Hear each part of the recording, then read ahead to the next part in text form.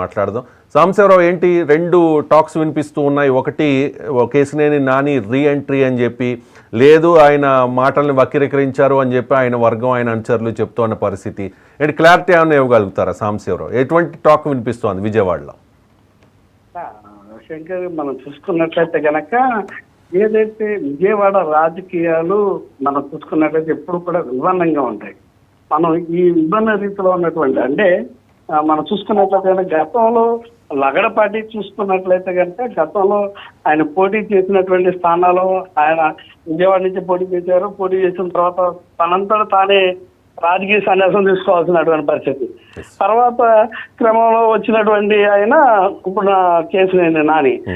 తర్వాత ఈ నాని కూడా చూసుకున్నట్లయితే ఆయనకి అంటే రాజకీయాల్లో హత్యలు ఆత్మహత్యలు అనే రీతిలో ఇది ఇరువురు ప్రయాణం జరిగిందని మాత్రం మనం చెప్పాలి.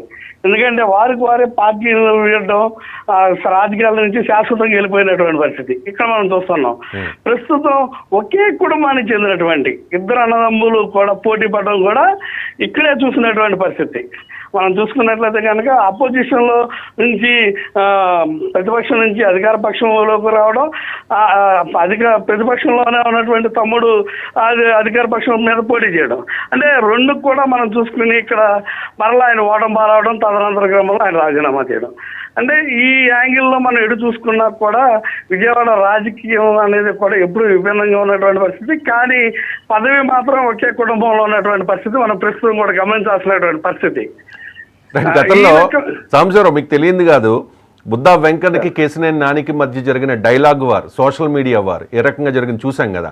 సో ఇప్పుడు కూటమిలో main lead party Telugu Desam party. So Telugu Desam పార్టీతో విభేదించి ఆ పార్టీలో ఉన్న ఆ పార్టీ ఎంపీగా ఉన్నా కూడా ఆ పార్టీ విధానాలని, ప్రభుత్వ విధానాలని, గవర్నమెంట్లో ఉన్నప్పుడు కూడా ఆయన అప్పుడప్పుడు క్వశ్చన్ చేసేవారు. సో అలాంటి వ్యక్తి టీడీపీలోకి వెళ్ళే అవకాశం లేదు కాబట్టి బీజేపీలోకి వచ్చి తద్వారా అది ఎన్డీఏ రూలింగ్లో ఉంది కాబట్టి దేశవ్యాప్తంగా ఒక రూలింగ్ పార్టీలోకి ఆయన వచ్చి, అంటే రీసెంట్గా మనం చూసాం వల్లభనేని వంశీ విషయంలో ఏమవుతుంది అని చెప్పి కొడాలి నాని నెక్స్ట్ అంటూ ఉన్నారు.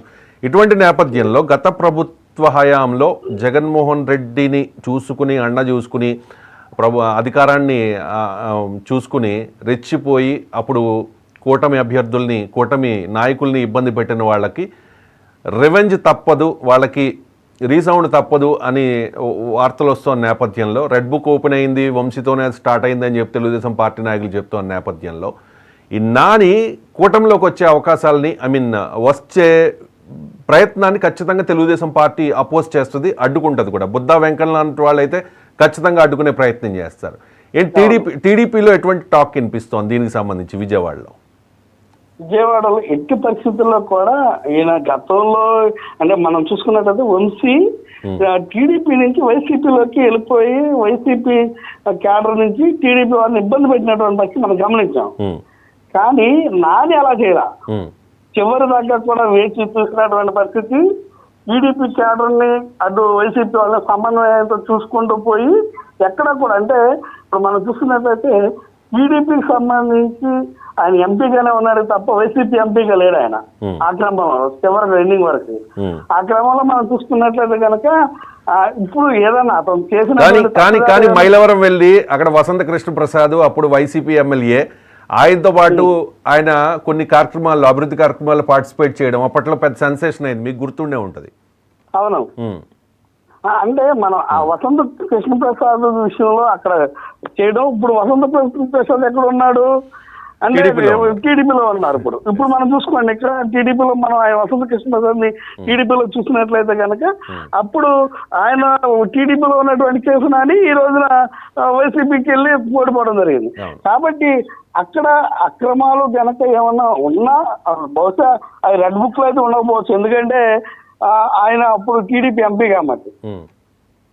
ఆ ఒక విషయానికి చూస్తే రెండోది ఇక్కడ కేసునేని చిన్ని అడ్డుపడతాడు, బుద్ధా వెంకన్న అడ్డుపడతాడు. అక్కడ ఉన్నటువంటి టీడీపీ క్యాడర్ కూడా మొత్తంగా నాకు తెలిసి అయితే మాత్రం మొత్తంగా ఓవరాల్ గా విజయవాడలో ఉన్నటువంటి టాక్ ఏంటంటే టీడీపీలోకి ఎట్టి పరిస్థితుల్లో వచ్చేటటువంటి పరిస్థితి అయితే లేనే లేదు. టీడీపీలోకి లేదు, కానీ ఇండైరెక్ట్ గా కూటమి అని చెప్పి బీజేపీలోకి వెళ్తే మరి అధికార పార్టీలోకి వచ్చినట్టే కదా, అధికారం వైపు వచ్చినట్టే కదా. ఇక్కడ మనం చూడాల్సింది బీజేపీ బలపడటానికి అటు టీడీపీ నుంచి వచ్చిన అది తీసుకునేటటువంటి అవకాశం ఉంటుంది, అటు వైసీపీ నుంచి వచ్చినా తీసుకునేటటువంటి అవకాశం ఉంటుంది. ఎందుకంటే దక్షిణాది రాష్ట్రాల్లో పాగా వేయాలనేది బీజేపీ యొక్క వ్యూహం. ఆ వ్యూహంలో భాగంగా ఏదైనా చేయాలి, ఏమి చేసైనా సరే దక్షిణాదిని జెండా ఎగరేయాలనేది ఆ బీజేపీ వ్యూహకర్తలు కావచ్చు, అధిష్టానం కావచ్చు, వారి నిర్ణయం దక్షిణాది మీద గట్టిగానే ఉంది. అందులో భాగంగానే కదా ఇప్పుడు పవన్ కళ్యాణ్ అనే వ్యక్తి చెప్పిన మాటలు విని ఇక్కడ గట్టిపడాల్సినటువంటి పరిస్థితి, మనం కొన్ని స్థానాలు ఇచ్చి తీసుకుని ఇక్కడ పోటీ చేయాలని అటు పవన్ కళ్యాణ్ అంటే టీడీపీ మధ్య బీజేపీ మధ్య అగ్గి వేసి నిప్పు చేస్తే బొగ్గుమని మండేటటువంటి పరిస్థితి నుంచి ఈ రోజు స్నేహ సంబంధం పవన్ కళ్యాణ్ ద్వారా రక్షించినటువంటి పరిస్థితి మనం గమనించాం. కాబట్టి ఇప్పుడు పవన్ కళ్యాణ్ అడ్డపెట్టుకున్నప్పుడు మనం చూస్తూ ఉన్నాం, సనాతన ధర్మం పేరు మీద కూడా బయట జరుగుతున్నటువంటి ప్రచారం కావచ్చు, పవన్ కళ్యాణ్ సనాతన ధర్మ బోర్డు కూడా అంటూ కూడా పవన్ కళ్యాణ్ చేసినటువంటి పరిస్థితి. అంటే బీజేపీ అధిష్టానం కూడా దీనికి సపోర్ట్ ఇవ్వకపోతే కనుక అటు దక్షిణాదిలో పవన్ కళ్యాణ్ అంత స్పీడ్ గా ముందుకెళ్లేటటువంటి అవకాశం ఉండదు. కాబట్టి ఆ వ్యూహంలో భాగంగానే ఇప్పుడు కేసీఆర్ నాని అనే వ్యక్తి ఇంకా గతంలో 10 సంవత్సరాలు ఎంపీగా చేశాడు. మంచి విజయవాడ అంటే తూర్పు అంటే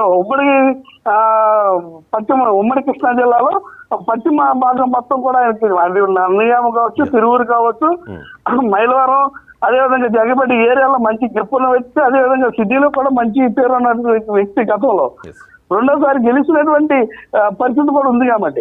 కాబట్టి అతను అలాంటి వ్యక్తిని వాళ్ళైతే వదులుకోరు. ఎందుకంటే అక్కడ కావాల్సింది బీజేపీకి రానున్న స్థానాల్లో ఎంపీ స్థానాలే ముఖ్యంగా కావాల్సినటువంటి పరిస్థితి ఉంది. కాబట్టి మళ్ళీ ఇతను తీసుకున్నట్లయితే కనుక కూటమి ప్రభుత్వం తరఫున ఈ ఎంపీ స్థానాన్ని కూడా వాళ్ళు అడగడానికి హక్కు ఉంటుంది, అధికారం కూడా ఉంటుంది. అదే మరి భారతీయ జనతా పార్టీ చాలా వ్యూహాత్మకంగా వెళుతున్నట్టుగా తెలుస్తోంది. మరి చంద్రబాబు నాయుడు అబ్జెక్ట్ చేస్తే దాన్ని మరి భారతీయ జనతా పార్టీ అధిష్టానం కన్సిడర్ చేస్తుందా లేదా అనేది చూడాలి. ఇప్పుడు 3 పార్టీలు ఉన్నాయి, 3 పార్టీలు కూడా క్షేత్రస్థాయిలో ఎదగడానికి ట్రై చేస్తున్న పరిస్థితి. ఇదే కూటమి, ఇదే పొత్తు 2029 కూడా ఉంటుందా అంటే ఇప్పుడే చెప్పలేము. It's too early to comment మాట. సో చూద్దాం ఏ పార్టీ ప్రయత్నం ఆ పార్టీ చేస్తుంది కాబట్టి. రైట్, థ్యాంక్ యూ సాంబశివరావు మీ విశ్లేషణ అందించినందుకు. కృష్ణాంజనేయులు గారు జాయిన్ అయ్యారు, senior journalist and political analyst. Krishnanjaneyulu గారు నమస్కారం.